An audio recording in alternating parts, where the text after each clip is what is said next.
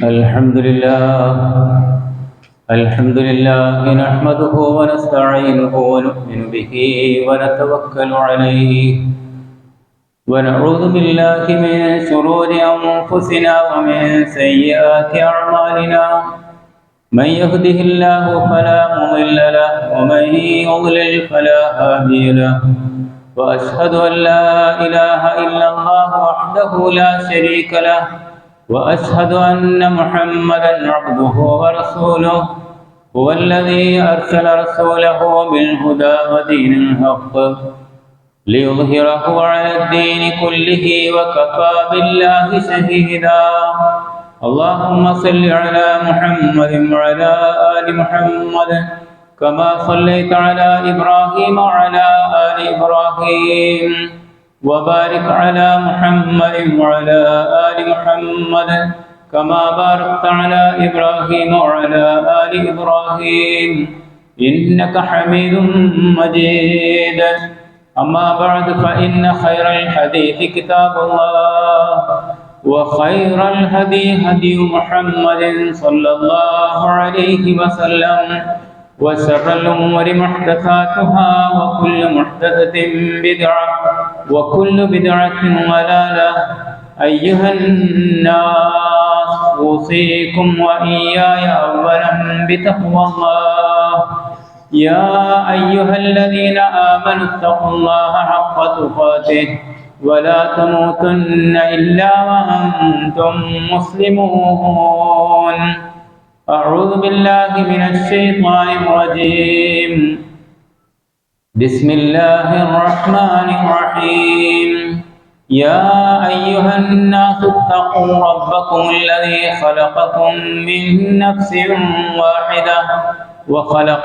منها زوجها وبث منهما رجالا كثيرا ونساء واتقوا الله الذي تساءلون به والأرحام إن الله كان عليكم رقيبا يا أيها الذين آمنوا اتقوا الله وقولوا قولا سديدا يصلح لكم أعمالكم ويغفر لكم ذنوبكم ومن يطع الله ورسوله فقد فاز فوزا عظيما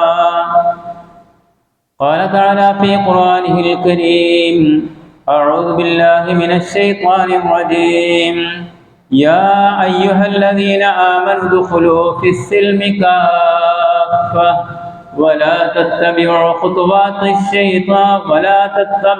خطوات الشيطان إنه لكم عدو مبين فإن زللتم من بعد ما جاءتكم البينات فاعلموا أن الله عزيز حكيم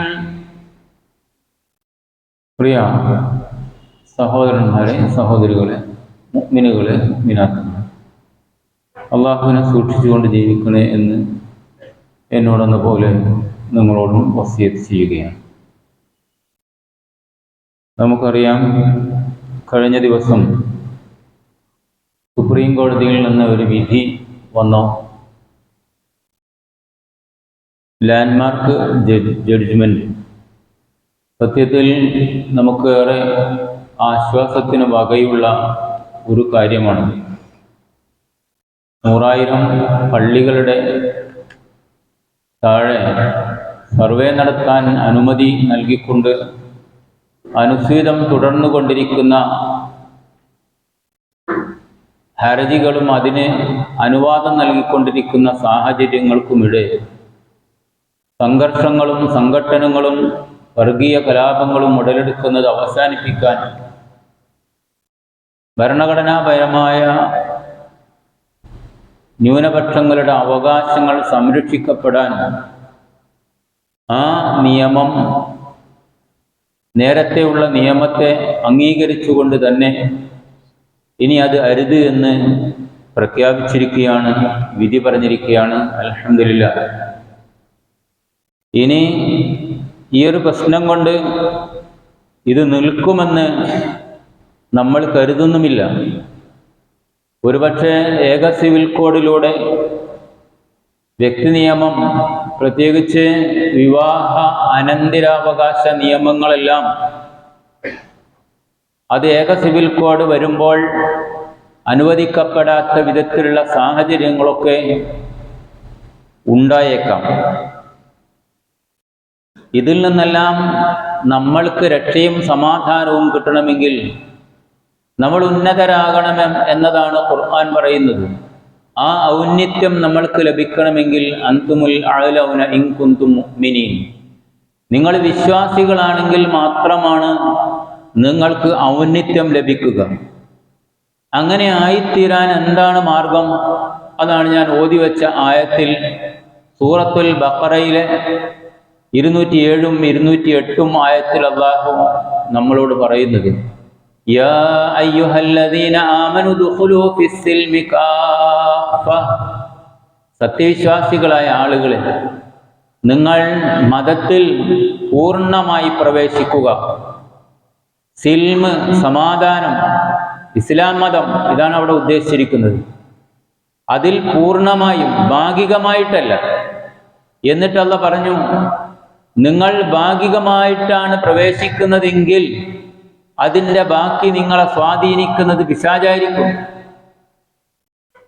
വലാ തത്തബിഉ ഖുതുവാത്തി ശൈത്വാൻ, പിശാചിന്റെ കാലടിപ്പാടുകളെ നിങ്ങൾ പിൻപറ്റരുത്.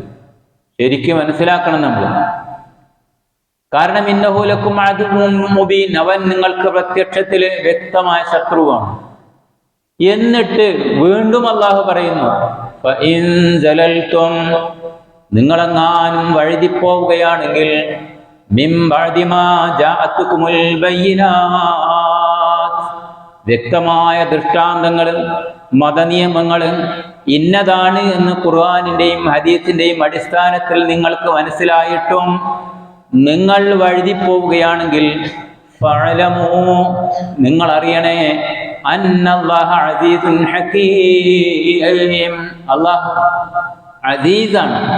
നിങ്ങൾക്ക് തന്ന നിലവിൽ നിങ്ങൾ ആസ്വദിച്ചു കൊണ്ടിരിക്കുന്ന എല്ലാറ്റിനെയും അതിജയിക്കാൻ കഴിവുള്ളവനാണ്. ഏതെങ്കിലും തരത്തിലുള്ള ശത്രുവിൻ്റെ പ്രയാസങ്ങൾ നിങ്ങൾക്ക് നേരെ വന്നേക്കുമെന്നൊക്കെ ഈ ആയത്തിൽ സൂചനയില്ലേ? മാത്രമല്ല, അസീസ് കഴിഞ്ഞിട്ട് ഹക്കീം എന്ന പ്രയോഗിച്ച യുക്തിജ്ഞനാണ് പടച്ചവൻ. എന്താണ് നിങ്ങൾക്ക് മതനിയമമായി നിശ്ചയിക്കേണ്ടത് എന്ന് പടച്ചതമ്പുരാൻ തീരുമാനിച്ചിട്ടുണ്ട്. മനുഷ്യകുലത്തോടുള്ള പറയുകയാണ്, പ്രത്യേകിച്ച് മുഅ്മിനുകളോടാണ് ഇത് എടുത്തു പറയുന്നത്. നമ്മളെ ലോകത്ത് അന്ത്യദിനം അടുക്കുമ്പോൾ നബി സല്ലല്ലാഹു അലൈഹി വസല്ലം പറഞ്ഞിരിക്കുന്ന വശങ്ങളിൽപ്പെട്ട ഒരു വശമാണ് വിജ്ഞാനം ഉയർത്തപ്പെടുക എന്നത്. അതിൽപ്പെട്ട ഒരു പ്രധാനപ്പെട്ട വിഷയമായി നബി പറഞ്ഞിരിക്കുന്നത് വിറാസത്ത്, അനന്തരാവകാശ വിഷയങ്ങളെ സംബന്ധിച്ചുള്ള അജ്ഞത.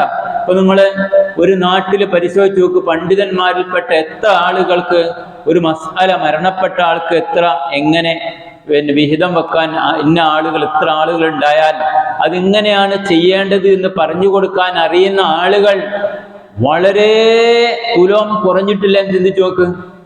ഇങ്ങനെ ആ നിലക്കുള്ള വശം നമ്മൾ മനസ്സിലാക്കുക. അതോടുകൂടെ തന്നെ ഈ അനന്തരാവകാശ മസ്അലയുമായി ബന്ധപ്പെട്ട ചില കാര്യങ്ങൾ സൂചിപ്പിക്കാനാണ് ഞാൻ ഉദ്ദേശിക്കുന്നത്. കാരണം നേരത്തെ ഓതിവെച്ച ആയത്തിൽ മതപരമായ കാര്യത്തിൽ ശറഇന്റെ നിയമങ്ങളിൽ പൂർണ്ണമായും നിങ്ങൾ ഇറങ്ങണം, അംഗീകരിക്കണം എന്ന് പറയുമ്പോൾ ഇന്നത്തെ തലമുറയിൽപ്പെട്ട മുസ്ലിം നാമധാരികളായ ആളുകളിൽ ചിലരെങ്കിലും ആ നിയമം പെൺകുട്ടികൾക്ക് ആൺകുട്ടികളുടെ അത്ര ഇല്ല എന്ന നിയമം ശരിയായില്ല എന്ന് ചിലര്, വേറെ ചിലര് പെൺകുട്ടികൾ മാത്രമുള്ള ഉപ്പ മരണപ്പെട്ടാൽ സ്വത്ത് എളാപ്പാക്കോ മൂത്താപ്പാക്കോ പോകുന്നത് ശരിയല്ല, അതുകൊണ്ട് ഞാനിതാ എന്റേത് മരിക്കുന്നതിന്റെ മുമ്പ് അത് മാറ്റിയെടുക്കാൻ വീണ്ടും വിവാഹം കഴിച്ച്, മനസ്സിലാകുന്നുണ്ടോ? ഒരു വക്കീല് ചെയ്ത പണി, അഡ്വക്കറ്റ് അങ്ങനെ ചെയ്തുകൊണ്ട് അത് അവർക്ക് തന്നെ കിട്ടുന്ന മാർഗം സ്വീകരിക്കുന്നു. വേറെ ചില ആളുകൾ മരിക്കുന്നതിന്റെ മുമ്പ് സ്വത്ത് മുഴുവനും പെൺകുട്ടികൾക്ക് രേഖയാക്കി രജിസ്റ്റർ ചെയ്ത് മരണപ്പെട്ടു പോകുന്നു. വേറെ ചില ആളുകളെ സംബന്ധിച്ചിടത്തോളം സംശയം എന്താ? മരണപ്പെട്ട പിതാവിന്റെ മകന്റെ മകന് സ്വത്തില്ല. പൗത്രന്റെ പിതാവ് ജീവിച്ചിരിക്കെ മരണപ്പെട്ട പുത്രന് പിതാവിന്റെ സ്വത്തിൽ അവകാശമില്ലാത്തത് കൊണ്ട് പൗത്രന്മാർക്ക് കൊടുക്കുന്നില്ലല്ലോ, അതുകൊണ്ട് അത് ശരിയായില്ല എന്ന് അല്പമെങ്കിലും ചിന്തിക്കുന്ന ചില ആളുകൾ. ഇങ്ങനെ ഈ വിഷയത്തിൽ പൂർണ്ണമായും ദീനിന്റെ നിയമം എന്ത് എന്ന് ഉൾക്കൊള്ളാൻ നമ്മളിൽപ്പെട്ട പല ആളുകളുടെയും മനസ്സ് തയ്യാറല്ല. അവിടെയാണ് ഈ വിഷയവുമായി ബന്ധപ്പെട്ട് ചില കാര്യങ്ങൾ സൂചിപ്പിക്കാൻ ഉദ്ദേശിക്കുന്നത്. 2-3 ആയത്തുകളാണ് പരിശുദ്ധ ഖുർആനിൽ വിറാസത്ത് അനന്തരാവകാശ സംബന്ധമായ നിയമങ്ങളായി സൂറത്തുൻ നിസായിൽ തന്നെ പറഞ്ഞിട്ടുള്ളത്. 11-12 ആയത്തും പിന്നെ അവസാനത്തെ കലാലത്തുമായി ബന്ധപ്പെട്ട ആയത്തും. കലാലത്ത് എന്ന് പറയുന്നത് പിതാവോ മകനോ ഇല്ലാതിരിക്കുക, ഈ നിലക്കുള്ള മരണപ്പെട്ടു പോകുന്ന ആളുകളുടെ അവകാശം. ഇങ്ങനെയുള്ള 3 ആയത്തുകളിലൂടെയാണ് ഖുർആൻ ഈ കാര്യം പ്രതിപാദിച്ചത്. എന്നിട്ട് പറഞ്ഞു തിൽക ഹുദൂദുല്ലാഹ്, അത് അള്ളാഹുവിന്റെ നിയമങ്ങളാണ്. മനസ്സിലായല്ലോ? ഫഅലമു അന്നല്ലാഹ അസീസുൻ ഹലീം, എങ്ങനെ ഇക്കാര്യം എന്ന് ചെയ്യണമെന്ന് അറിയുന്നവൻ, അതിൻ്റെയൊക്കെ നിങ്ങളെയൊക്കെ മീതെ നിൽക്കുന്നവൻ, കൃത്യമായും വിവേകത്തോടുകൂടി തന്നെ അത് കൈകാര്യം ചെയ്ത നിയമമാണ്, അള്ളാഹുവിന്റെ അതിർവരമ്പുകളാണ്, അത് നിങ്ങൾ പാലിക്കണം എന്ന്. പരിശോധിച്ചു നോക്ക്, ചില വസ്തുതകൾ നമ്മൾ മനസ്സിലാക്കണം. ഇസ്ലാമിനെ പോലെ പക്വവും സമഗ്രവും അതുപോലെ അവകാശികളായ അർഹരായ ആളുകൾക്ക് സമ്പത്ത് ലഭിക്കത്തക്ക വിധത്തിലും രക്തബന്ധുക്കളെ കൃത്യമായും പരിഗണിച്ചുകൊണ്ടും സ്വത്തിന്റെ നിയമം പ്രതിപാദിച്ച മറ്റൊരു മതവും ഭൂലോകത്തില്ല, ഇല്ല എന്ന് തന്നെ ഞാൻ തീർത്ത് പറയുന്നു. ആർക്കും പരിശോധിക്കാം.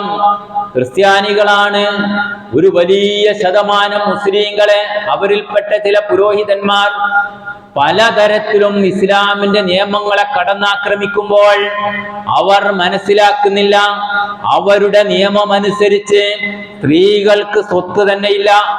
ഇന്ത്യ രാജ്യത്ത് മേരി റോയ് കേസിൽ മാത്രം, ആ വിധിയിലൂടെ മാത്രമാണ് ഇന്ത്യയിൽ അവർക്ക് സ്ത്രീക്ക് സ്വത്തവകാശം തന്നെ നേടിയെടുക്കാൻ കഴിഞ്ഞത്. എന്നാൽ ഇസ്ലാം അത്തരം കാര്യങ്ങളെയൊക്കെ കൃത്യമായും പരിഗണിക്കുകയും എന്നിട്ട് പെൺമക്കളെയും പ്രായമായവരെയും കുട്ടികളെയും ഒക്കെ പരിഗണിച്ചുകൊണ്ട് അല്ലാഹ് പറഞ്ഞു, മിമ്മാ ഖല്ല മിൻഹു ഔ കസിറ നസീബം മഫ്റൂദാ, എത്ര കുറച്ചാണെങ്കിലും വിട്ടേച്ചു പോയ മരിച്ചുപോയ ആളുടെ സമ്പത്ത് എത്ര കുറച്ചാണെങ്കിലും, എത്രമാത്രം കോടികൾ ഉണ്ടെങ്കിലും, കോടിക്കണക്കിന് ആസ്തിയുള്ളതാണെങ്കിലും നസീബം മഫ്റൂദാ, നിയമപരമായ നിർബന്ധമായ ഓഹരിയായിട്ട് അവർക്ക് കൊടുക്കേണ്ടത് കൊടുക്കുക തന്നെ വേണം. ഇത് പറയാനുള്ള കാരണം എന്താ? എപ്പോഴും അവതരിച്ചതിന്റെ പശ്ചാത്തലം എന്താ? നബി സല്ലല്ലാഹു അലൈഹി വസല്ലമയുടെ കാലഘട്ടത്തിൽ സ്ത്രീകൾക്ക് സ്വത്തില്ല, പ്രായമായവർക്ക് സ്വത്തില്ല, ചെറിയ കുട്ടികൾക്ക് സ്വത്തില്ല. പിന്നെയോ അവരാചരിച്ചു വരുന്ന സമ്പ്രദായവും നാട്ടുനടപ്പും ആ കുടുംബത്തിലെ ആരോഗ്യ ദൃഢഗാത്രരായ പുരുഷന്മാർ, യുദ്ധം ചെയ്യാൻ കഴിയുന്ന പുരുഷന്മാർക്ക് മാത്രമായി സ്വത്ത് പരിമിതപ്പെട്ടിരുന്നു.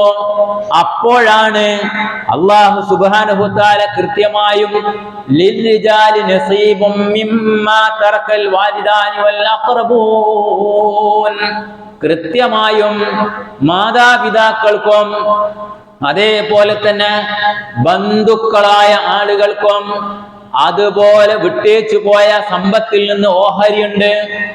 ആ ആളുകൾക്കെല്ലാം അതിന് അർഹതയുണ്ട്. വേറെ ആയത്ത് അതിന്റെ ശേഷം അതിന്റെ ബാക്കിയായിട്ടുള്ള വീണ്ടും പറഞ്ഞു, വലിന്നിസാഇ നസീബുൻ മിമ്മാ തറക്കൽ വാലിദാനി വൽ അഖറബൂൻ. കണ്ടോ, മിമ്മാ ഖല്ല മിൻഹു ഔ കസുറ, അവിടെയാണ് പ്രയോഗിച്ചത്. സ്ത്രീകൾക്കും അതേപോലെ സ്വത്തിന് അവകാശമുണ്ട്. മനസ്സിലായോ? ഇത് കൃത്യമായി മനസ്സിലാക്കണം. നബിയുടെ കാലഘട്ടത്തിൽ ഉള്ള വിഷയത്തെ സംബന്ധിച്ചാണ്, അല്ലെങ്കിൽ ചില ആളുകൾക്കിടയിലുള്ള വിഷയം അത് സംബന്ധിച്ചാണ്. നിങ്ങൾ അനന്തര സ്വത്ത് മുച്ചൂടും ഭക്ഷിച്ചു കൊണ്ടിരിക്കുന്നു, അവകാശികൾക്ക് കൊടുക്കാതെ. നിങ്ങളിൽപ്പെട്ട ചില ആളുകൾ അതങ്ങനെ തന്നെ സ്വത്ത് മുഴുവനും എടുത്തുകൊണ്ടിരിക്കുന്നു. അപ്പോൾ സമ്പത്തിന്റെ വിഷയത്തിൽ പരിശോധിച്ചു നോക്കിയാൽ, ഒന്ന് സക്കാത്തിന്റെ കാര്യത്തിൽ കൃത്യമായ വിഹിതം ഇസ്ലാം നിശ്ചയിച്ചു. ആർക്കൊക്കെ കൊടുക്കണം? വളരെ കൃത്യമായ വിഹിതങ്ങൾ വന്നു. രണ്ടാമത്തത്, അനന്തര സ്വത്തിന്റെ കാര്യത്തിലും പരിശുദ്ധ ഖുർആനും ഹദീസും ഒക്കെ പരിശോധിച്ചു നോക്കിയാൽ വളരെ കൃത്യമായ വ്യവസ്ഥ. ഇത്ര ശതമാനം ഉള്ള സ്വത്തിൽ നിന്ന് ഇന്ന ആളുകൾക്ക് രക്തബന്ധുക്കളെ പരിഗണിച്ചുകൊണ്ട്, മാതാപിതാക്കളെ ഉപേക്ഷിക്കാതെ, ഭാര്യക്ക് ഭർത്താവിൻ്റെതോ ഭർത്താവിന് ഭാര്യയുടേതോ സമ്പത്ത് നഷ്ടപ്പെടാത്ത വിധത്തിൽ പെൺമക്കൾക്ക് സ്വത്ത് വെച്ചുകൊണ്ട് അടുത്തവരായ ആളുകൾ ഓഹരി വെക്കുമ്പോൾ അവർ നിങ്ങളെ കുടുംബക്കാരായ ആളുകളോ മറ്റോ സമീപിച്ചാൽ അവർക്കും നിങ്ങൾ നൽകണമെന്നും, കുടുംബത്തിൽ നേരത്തെ സൂചിപ്പിച്ചല്ലോ, പിന്നെ പിതാമഹന്റെ വിഷയം. ആ പിതാമഹൻ തന്റെ മകൻ മരണപ്പെട്ടു പോകുമ്പോൾ ഈ പൗത്രന്റെ കാര്യത്തിൽ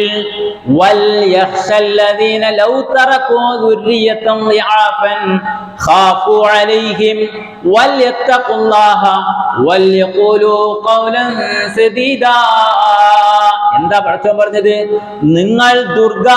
നിങ്ങളുടെ പിൽക്കാലക്കാരായി ദുർബലരായ ആളുകളെ വിട്ടേച്ചു പോകുന്നുവെങ്കിൽ, ആരാണത്?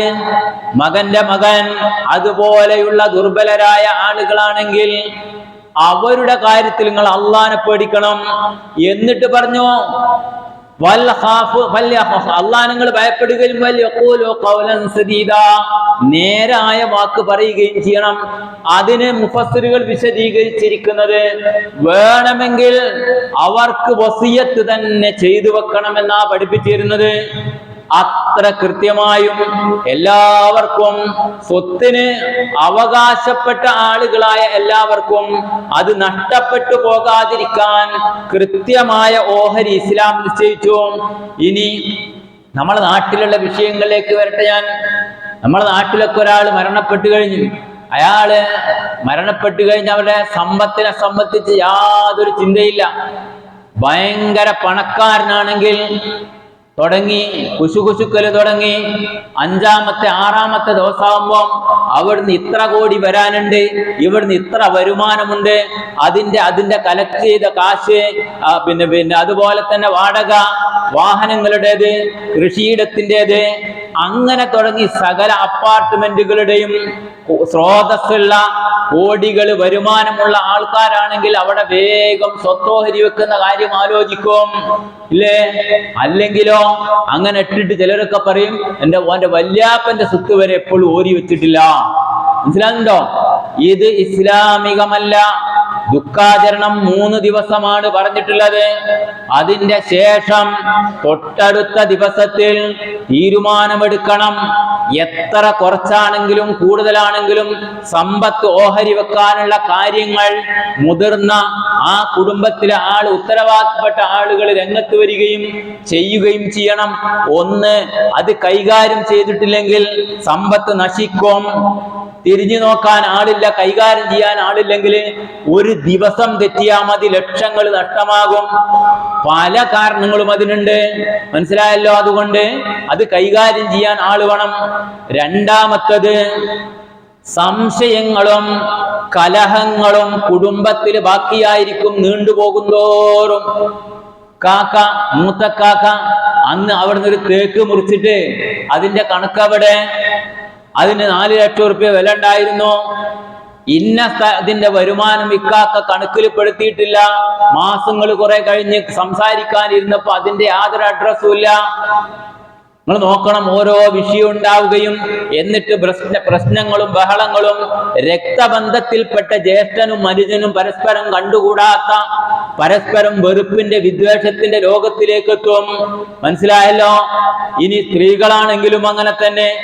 ആ അമ്പാടും സ്വർണ്ണാഭരണമോ അതുപോലുള്ള കാര്യങ്ങളോ ഉള്ള പെണ്ണാ മരിച്ചതെങ്കിൽ ഉമ്മാന്റെ അതെവിടെ പോയി, ഈ സ്വത്ത് എവിടെ പോയി? അന്ന് ഉമ്മാന്റെ കയ്യിലുണ്ടായിരുന്ന 2 ലക്ഷം ചികിത്സിച്ച് ബാക്കി ഉണ്ടായിരുന്ന ഹോസ്പിറ്റലിൽ കൊടുത്ത ബാക്കി പൈസ എവിടെ? അങ്ങനെ തുടങ്ങിയിട്ട് സംശയങ്ങളും പ്രശ്നങ്ങളും. സ്വന്തം രക്തബന്ധത്തിൽപ്പെട്ട ആളുകൾ തമ്മിൽ കുടുംബത്തിൽ കലഹങ്ങൾ ഉണ്ടാവും. അത് എത്ര നമ്മൾ ഇല്ല എന്ന് വിചാരിച്ചാലും കുറെ കഴിയുമ്പോൾ കൃത്യമായ കണക്കവതരിപ്പിക്കാൻ കഴിയൂല. സ്വാഭാവികമായും മനുഷ്യർക്കിടയിലുള്ള ഈ അസ്വസ്ഥത ഒഴിവാക്കാൻ വേണ്ടി നിങ്ങൾ അത് എത്രയും വേഗം കൈകാര്യം ചെയ്യണമെന്നാണ് ഇസ്ലാം പഠിപ്പിച്ചിട്ടുള്ളത്. ഉടനെ അതിന് പരിഹാരം ഉണ്ടാക്കുക. എത്രയും വേഗം ആ സമ്പത്ത് ഓഹരി വെക്കുക. ഓഹരി വെച്ചിട്ട് അവര് പരസ്പരം കൊടുക്കേ എടുക്കേ ഇഷ്ടപ്പെട്ട് ചെയ്യുകയോ ഒക്കെ ചെയ്തോളി. പക്ഷേ കൃത്യമായും അത് ചെയ്തിരിക്കണം.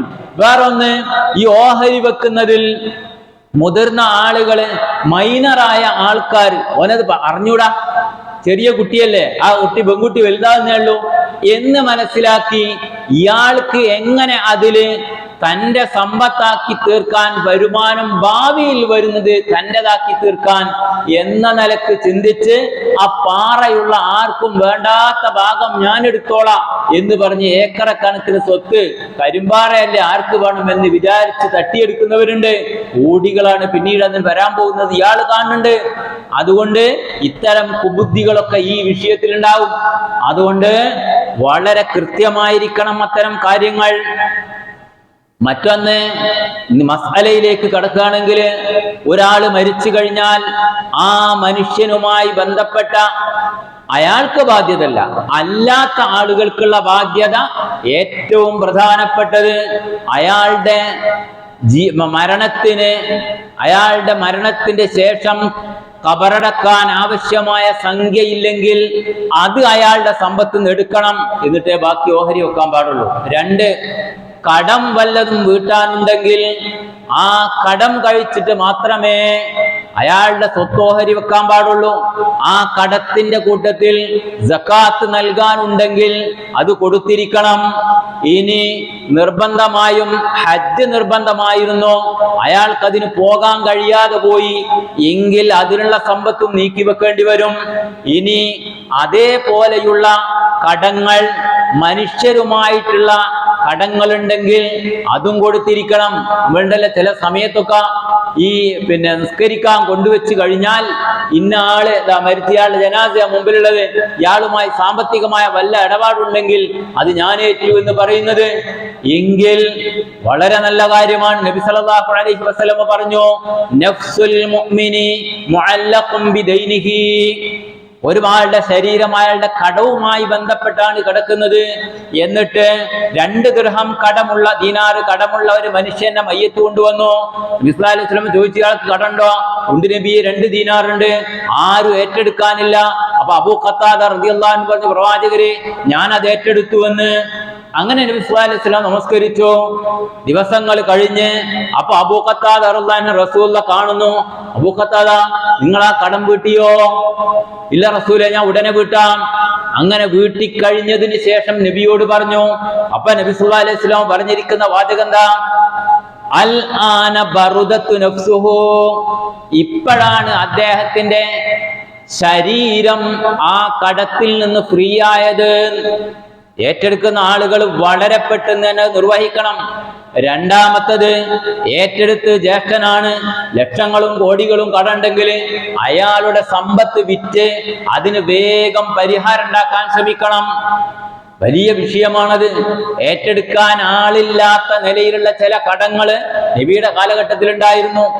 അർഹമായ നിലയിൽ വാങ്ങിയ കടമാണെങ്കിൽ അത് ഇസ്ലാമിക ഗവൺമെന്റോ ബൈത്തുൽ മാലിൽ നിന്നോ സക്കാത്തിന്റെ ഫണ്ടിൽ നിന്നോ കൊടുക്കാവുന്നതാണ്. എന്നാലും ആ കടം ഏതായിരുന്നാലും നമ്മൾ ശ്രദ്ധിക്കേണ്ട ഒരു വശമാണ്. കടം എന്നത് വല്ലാത്ത മനുഷ്യന് അവന്റെ മയ്യത്ത് നിസ്കാരവുമായിട്ടും അവന്റെ ഖബറിൽ ബർസഖിയായ ജീവിതവുമായി ബന്ധപ്പെട്ട ഒരു വിഷയമായതുകൊണ്ട് ആ കാര്യം നമ്മൾ ശ്രദ്ധിക്കുക. പിന്നെ നമ്മൾ സൂചിപ്പിക്കാനുള്ളത് മറ്റൊന്ന് വസിയത്താണ്. നേരത്തെ സൂചിപ്പിച്ച ആയത്തിൽ 3 സ്ഥലത്താണ് ഖുർആൻ ഇത് പറഞ്ഞിട്ടുള്ളത്. മിംബഅദി വസിയത്തിൻ യൂസീന ബിഹാ ഔ ദൈനിൻ 1, മിംബഅദി വസിയത്തിൻ തൂസൂന ബിഹാ ഔ ദൈനിൻ 2, മിംബഅദി വസിയത്തിൻ യൂസാ ബിഹാ ഔ ദൈനിൻ ഗൈറ മുളാർ. ഇത് ഈ 3 പ്രാവശ്യം ഖുർആൻ ആവർത്തിച്ചിട്ടുണ്ട്. വസിയത്ത് എന്താണ്? വസിയത്ത് മരിച്ചതിന് ശേഷം നടപ്പാക്കേണ്ടത്. ജീവിച്ചിരിക്കുമ്പോൾ തന്നെ ഒരാള് അയാളുടെ സമ്പത്തിൽ നിന്ന് തീരുമാനിക്കുകയും പറഞ്ഞു വെക്കുകയും എന്നിട്ട് സാക്ഷികളെ നിർത്തി എഴുതി വെക്കുകയും ചെയ്യുന്ന കാര്യം 3-1 പാടുള്ളൂ. ഇത് പിന്നെ അത് നിർബന്ധമായും ഇയാളുടെ സമ്പത്തിൽ നിന്ന് വീട്ടിയിരിക്കണം. ഇനി വളരെ വിശാലമാണ് തലങ്ങൾ. ഈ വസിയത്തിന്റെ വിഷയം പരിശോധിച്ചു നോക്കി എങ്കിൽ പരിശോധിക്കുമ്പോൾ മനസ്സിലാക്കാനുള്ളത്, അനന്തരാവകാശിക്കാണ് വസിയത്ത് ചെയ്തതെങ്കിൽ നടപ്പാക്കണ്ട. അപ്പൊ പറയും ഇന്ന മോന് അത് നിങ്ങൾ അവിടെ കൊടുത്തേക്ക്, അല്ലെങ്കിൽ അത്ര കൊടുക്കണം, ഇന്ന മോൾക്ക് ഇത്ര കൊടുക്കണം. അങ്ങനെ വസിയത്തില്ല. ലാ വസിയത്ത ലി വാരിസിൻ. അനന്തരാവകാശം കിട്ടുന്ന കൃത്യമായി ഓഹരി പറഞ്ഞ ആളുകൾക്ക് വസിയത്തേ ഇല്ല, ചെയ്യേണ്ടതില്ല. കാരണം അവർക്ക് കിട്ടും. നേരത്തെ പറഞ്ഞ നസീബം മഫ്റൂദ, ഫർളായ ഓഹരി എന്നുള്ളവർക്ക് കിട്ടും. അതുകൊണ്ട് തന്നെ അലൈഹി സ്വലമ കൃത്യമായും പറഞ്ഞു, അങ്ങനെ അനന്തരാവകാശം ഓഹരി ഇത്രയുണ്ട് എന്ന് നിശ്ചയിക്കപ്പെട്ട ആളുകൾക്ക് വസിയത്തില്ല. എന്നാൽ പിതാവിന്റെ മക്കളെല്ലാം കൂടി വാപ്പ പറഞ്ഞ കാര്യം പരിഗണിച്ച് ആർക്കും ഏറ്റക്കുറവൊന്നും വരാതെ ഇസ്ലാമിന്റെ നിയമം അനുസരിച്ച് കറക്റ്റാണ് എന്ന് ബോധ്യപ്പെട്ടാൽ ആ നിലക്ക് നടപ്പിലാക്കുന്നത് കൊണ്ടോ വാപ്പ പറഞ്ഞതിൽ ഞങ്ങളെല്ലാവരും സംതൃപ്തരാണ് എന്ന നിലക്ക് ഇളയ മകന് അത് കൊടുക്കുന്നത് കൊണ്ടോ വിരോധമില്ല. അത് മറ്റൊരു കാര്യമാണ്. ഇപ്പൊ വസിയത്ത് ഇത്തരം നിർബന്ധമായും അനന്തരാവകാശം ലഭിക്കുന്നവർക്ക് വസിയത്ത് പറഞ്ഞാൽ ചെയ്യേണ്ടതില്ല. ഇത് ഞാനല്ല, പരിശുദ്ധ ഖുർആൻ പറയുന്ന ഒരു വാചകം നോക്ക്. ഫമൻ ഖാഫ മിൻ മൂസിൻ ജനഫൻ ഔ ഇസ്മൻ ഫഅസ്ലഹ ബൈനഹും ഫലാ ഇസ്മ അലൈഹി ഇന്നല്ലാഹ ഗഫൂറുർ റഹീം. ആരെങ്കിലും വസിയത്ത് ചെയ്ത ആളിൽ നിന്ന് കുറ്റകൃത്യമായോ തെറ്റായ നിലക്കോ വസിയത്ത് ചെയ്യുന്ന ഒരു രീതി ഭയപ്പെടുന്നുവെങ്കിൽ, അല്ലെങ്കിൽ വസിയത്ത് ചെയ്തു വെച്ചത് ഭയപ്പെടുന്നുവെങ്കിൽ ഫഅസ്ലഹ ബൈനഹും, അത് രമ്യമായി പരിഹരിക്കാം, യാതൊരു കുഴപ്പമില്ല. ഫലാ ഇസ്മ അലൈഹി, അതിന് അങ്ങനെ പരിഹരിക്കുന്നതിന് യാതൊരു കുറ്റവുമില്ല. അപ്പൊ തെറ്റായ കാര്യത്തിന് വസിയത്ത് നടപ്പാക്കേണ്ടതില്ല. എന്നിട്ട് പറഞ്ഞു ഇന്നല്ലാഹ ഗഫൂർ റഹീം, അള്ളാഹു അയാൾക്ക് പുറത്തു കൊടുക്കട്ടെ, അള്ളാഹു വേറെ പൊറുക്കുന്നവനും കരുണാനിധിയുമാകുന്നു എന്ന്. ഇനി നബി സല്ലല്ലാഹു അലൈഹി വസല്ലമ പറഞ്ഞതായി അബൂ ഹുറൈറ റളിയല്ലാഹു അൻഹു ഉദ്ധരിക്കുന്ന ഒരു ഹദീസിൽ കാണാം, 60 കൊല്ലം ഒരാൾ ജീവിക്കുന്നു, ഒരാണ് ജീവിക്കുന്നു, എന്നിട്ട് അയാള് വസിയത്തിൽ തെറ്റായത് വസിയത്ത് ചെയ്യുന്നു. അതേപോലെ തന്നെ ഒരു പെണ്ണ് 60 കൊല്ലം അവൾ ജീവിക്കുന്നു, എന്നിട്ട് തെറ്റായത് അവൾ വസിയത്ത് ചെയ്യുന്നു, എന്നിട്ട് അവർ നരകത്തിലെത്തിപ്പെടുന്നുവെന്ന് ഇബ്നു മാജഹ് തുർമുദിയൊക്കെ ഉദ്ധരിക്കുന്ന ഹദീസാണ്. അപ്പൊ അത്ര ഗൗരവമുള്ള കാര്യമാണ് വസിയത്ത് തെറ്റായ നിലക്ക് വരാതിരിക്കാൻ ശ്രദ്ധിക്കണം എന്നത്. ഇപ്പൊ ചുരുക്കത്തിൽ ഇത്തരം കാര്യങ്ങളൊക്കെ ശ്രദ്ധിച്ചുകൊണ്ടായിരിക്കണം അനന്തരാവകാശ വിഷയങ്ങളിലേക്ക് ഇറങ്ങേണ്ടതെന്നും അതിന്റെ ഗൗരവം അത്രമാത്രം ഭയങ്കരമാണ്. ഗൈറ മുളാരിൻ, അതാണ് പിന്നെ വസിയത്തിന്റെ വിഷയത്തിൽ 3-ാമത്തെ പ്രാവശ്യം ആ സൂറത്തുൽ നിസായിലെ 12-ാമത്തെ ആയത്തിൽ 3-ാമത്തെ പ്രാവശ്യവും ആവർത്തിച്ചപ്പോൾ ഗൈറ മുളാരിൻ, എടങ്ങേറുണ്ടാക്കുന്ന വസിയത്താകരുത് എന്ന് പറഞ്ഞിട്ടുള്ളത്. അതായത് അനന്തരാവകാശികളെ ദ്രോഹിക്കാനോ ഇസ്ലാം വിരോധിച്ച വിധത്തിലോ ഉള്ള എടങ്ങേറുള്ള വസിയത്താകരുത്, അത് നടപ്പിലാക്കാൻ ബാധ്യതയുമില്ല. അപ്പൊ സഹോദരങ്ങളെ, ഇത്രമാത്രം വളരെ വിശാലമായ ഒരു തലം ഇതിനുണ്ട്. ഞാൻ ആദ്യം പറഞ്ഞു വെച്ചിടത്തേക്ക് തന്നെ പോകട്ടെ. അതെന്താ? ഇസ്ലാമിലെ എല്ലാ നിയമങ്ങളും അള്ളാഹുവിങ്കൽ എന്നുള്ളതാണ്. അത് പരിപൂർണമാണ്. നമ്മൾക്ക് പ്രത്യക്ഷത്തിൽ അത് ശരിയായില്ല എന്ന് തോന്നുന്നുണ്ടെങ്കിൽ അല്ലാഹു സുബ്ഹാനഹു വ തആല കൃത്യമായും അതിൽ ഒരുപാട് രഹസ്യങ്ങൾ കണ്ടിട്ടുണ്ടാകും. ഞാൻ ഒരിക്കൽ സൂചിപ്പിച്ചല്ലോ, പൗത്രന് സ്വത്തവകാശം കൊടുക്കാതിരിക്കാൻ പറയാതിരിക്കാൻ കാരണം നേരെ രക്തബന്ധത്തിലുള്ള വേറെ ആളുകളുള്ളത് കൊണ്ടാണ്. ആ കാരണം വെച്ച് അവർക്ക് കിട്ടാതിരിക്കുക എന്ന വശം ഒരിക്കലും ഉണ്ടാകരുത്. അതിനു വേണ്ടി വസിയത്ത് ഇസ്ലാം നിയമമാക്കി. പണ്ഡിതന്മാർ മുഫസ്സിറുകളിൽ ചില നിർബന്ധമാണ് അത്തരം ആളുകൾക്ക് വസിയത്ത് എന്നും. അങ്ങനെ വസിയത്ത് ചെയ്തിട്ടില്ലെങ്കിൽ സാധാരണ മക്കളുടെ ഓഹരിയുടെ ഒരോഹരി മരിച്ചുപോയ മകന്റെ മക്കൾക്കും അർഹതയുണ്ട് എന്ന് നിലക്ക് വിശദീകരിച്ചിട്ടുണ്ട്. ചില ഇസ്ലാമിക രാജ്യങ്ങളിൽ അത് നിയമവുമാണ്. ഇനി അതേപോലെ തന്നെ നബി സല്ലല്ലാഹു അലൈഹി വസല്ലമയുടെ കാലഘട്ടത്തില് പിന്നെ സ്ത്രീക്ക് സ്വത്ത് എളാപ്പ മുഴുവനും എടുത്തു കളഞ്ഞു എന്ന് പറഞ്ഞുകൊണ്ട് നബിയുടെ അടുക്കൽ വന്ന ആ സഹാബി വനിതയോട് നബി സല്ലല്ലാഹു അലൈഹി വസല്ലം പറഞ്ഞത്, കൃത്യമായും വളാപ്പാക്കുള്ള വിഹിതം അവർക്ക് കൊടുക്കുക. ഇവർക്ക് രണ്ടുപേർക്കും നിയമപരമായി 3/2 ലഭിക്കും, അതെ 2/3 ലഭിക്കും എന്ന നിലക്ക് അവരോട് നബി സല്ലല്ലാഹു അലൈഹി വസല്ലം ആ മക്കൾക്ക് സ്വത്തിന്റെ വിഹിതം ഉണ്ട് എന്ന് പഠിപ്പിച്ചു കൊടുക്കുകയും ചെയ്യുന്നു.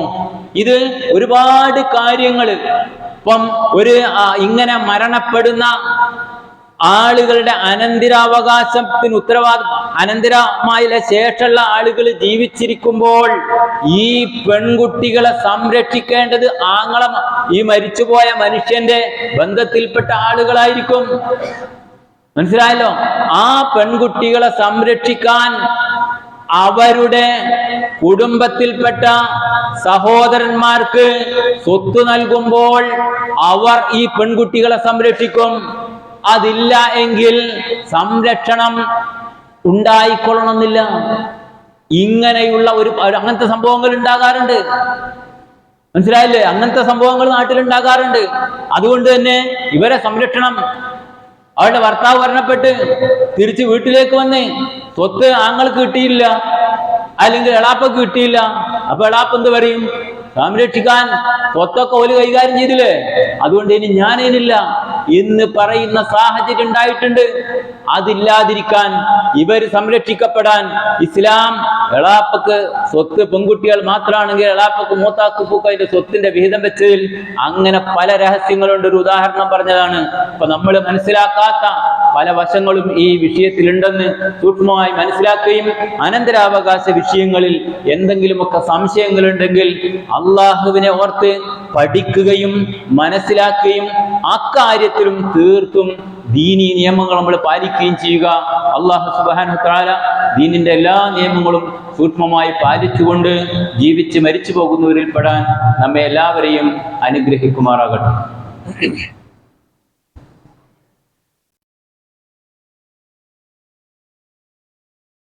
അൽഹംദുലില്ലാഹി നഹ്മദുഹു വ നസ്തഈനുഹു വ നുഅ്മിനു ബിഹി വ നതവക്കലു അലൈഹി. അല്ലാഹുമ്മ സ്വല്ലി അലാ മുഹമ്മദിൻ വ അലാ ആലി മുഹമ്മദ്.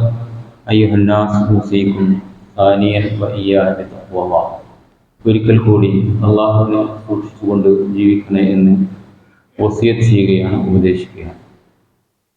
രണ്ടാം ഖുതുബയിൽ നമ്മൾ മനസ്സിലാക്കി വന്നിരുന്ന വിഷയത്തിൻ്റെ തുടർച്ച ഇൻഷാ അല്ലാഹ് അടുത്ത ഖുതുബയിൽ വിശദീകരിക്കാം. ഖുതുബക്ക് സമയ പരിമിതി ഉണ്ടല്ലോ, അതുകൊണ്ടാണ്. ഇന്ന് ഇൻഷാ അല്ലാഹ് നമ്മളുടെ പള്ളി നിർമ്മാണ ഫണ്ട് ജനമിൻ്റെ അതിനു വേണ്ടിയാണ് കളക്ഷൻ നടത്തുന്നത്.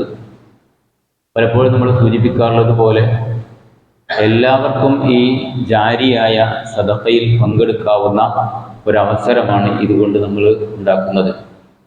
10 റുപ്യ 5 റുപ്യ കിട്ടുന്നവന് പോലും ആ പള്ളിയുടെ മെയിൻ്റനൻസിനും ആ പള്ളി പുതിയ നിർമ്മിക്കാനും ഒക്കെ ആ ക്യാഷ് നമ്മൾ ഉപയോഗപ്പെടുത്തുമ്പോൾ ആ പള്ളി നിലനിൽക്കുന്ന കാലത്തോളം ജാരിയ സദഖയായിട്ട് നമുക്കുണ്ടാകും. ഈ അവസരം നമ്മൾ പരമാവധി ഉപയോഗപ്പെടുത്തുകയും ചെയ്യുക. സഹോദരങ്ങളെ, ഒരുപാട് ആളുകൾ ദുആ കൊണ്ട് വസിയത്ത് ചെയ്തവരുണ്ട്. ഒരു സഹോദരി മരണപ്പെട്ടവർക്ക് വേണ്ടി ദുആ ചെയ്യണമെന്ന് പറഞ്ഞവരുണ്ട്.